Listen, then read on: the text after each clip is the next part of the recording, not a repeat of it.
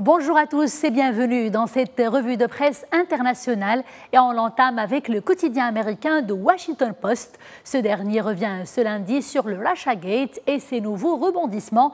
En effet, le président américain Donald Trump a assuré hier croire le renseignement américain qui soupçonne Moscou d'ingérence dans les élections américaines.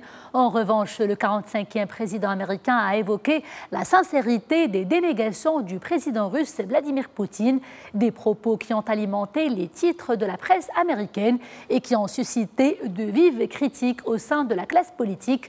The Washington Post fait d'ailleurs savoir que plusieurs personnalités du monde politique américain s'étaient émues que Donald Trump accorde plus de crédit au président russe qu'à ses propres agences du renseignement. Et l'on enchaîne avec la presse d'expression anglaise. On retient cette fois-ci cet article sur les colonnes du quotidien britannique The Guardian. The Guardian qui nous parle du négociateur en chef de l'Union européenne sur le Brexit. Michel Barnier a déclaré se préparer, je cite, à la possibilité qu'aucun accord ne soit trouvé avec Londres. Et cela même si ce n'est pas le scénario qui a sa faveur. Dans ce sens, c'est-à-dire sans accord, le Royaume-Uni tombera le 29 mars 2019 dans le régime de droit commun de l'Organisation mondiale du commerce, avec des relations semblables à celles que nous entretenons avec la Chine, a averti Michel Barnier. Les détails sont à découvrir sur les colonnes du quotidien The Guardian. L'actualité britannique alimente également les titres du quotidien Le Soir belge. Ce dernier s'intéresse ce lundi à la première ministre britannique Theresa May. On apprend que 4 députés du Parti conservateur ont signé une lettre dans laquelle ils font part de leur défiance envers elle. Le Soir belge rapporte également qu'il ne manquerait que 8 signatures au sein du parti pour l'écarter carrément du pouvoir. Une fois les 8 signatures collectées, une procédure au sein du parti pourrait être déclenchée par un vote interne, explique Le Soir belge. Bref, vous l'aurez compris, l'étau se resserre autour de Theresa May, qui a déjà été fragilisée pendant les élections législatives anticipées de l'été dernier.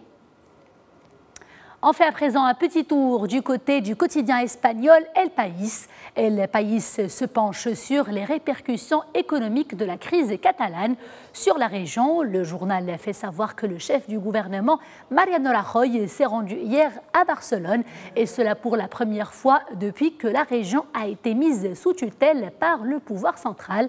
Rajoy a lancé un appel pour récupérer la Catalogne démocratique et libre. Il a également demandé aux entreprises de ne pas quitter la région. El País fait également savoir que la Catalogne pourrait accuser le contre-coup de l'instabilité politique à moyen et à court terme, même si les séparatistes affirment souvent que la région s'en sortirait mieux toute seule.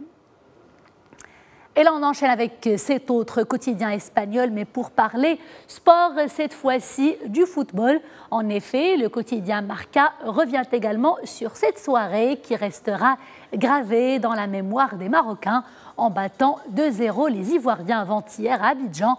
Le Maroc retrouve en effet la Coupe du Monde après 20 ans d'absence, 20 ans d'attente. La Côte d'Ivoire sera pour sa part absente pour la première fois, et cela depuis l'année 2002. Le quotidien espagnol Marca reprend notamment les déclarations de l'entraîneur Hervé Renard. Renard qui a savouré cette belle qualification en remerciant les joueurs, les Lions de l'Atlas, qui ont réussi un match exceptionnel.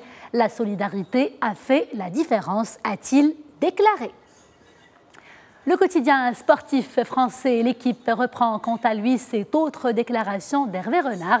Ce dernier aimerait, nous dit-on, rencontrer la France à la Coupe du Monde. En effet, interrogé sur le tirage en décembre, sur les équipes qu'il souhaiterait éviter, il a répondu, je cite, « On ne veut éviter personne.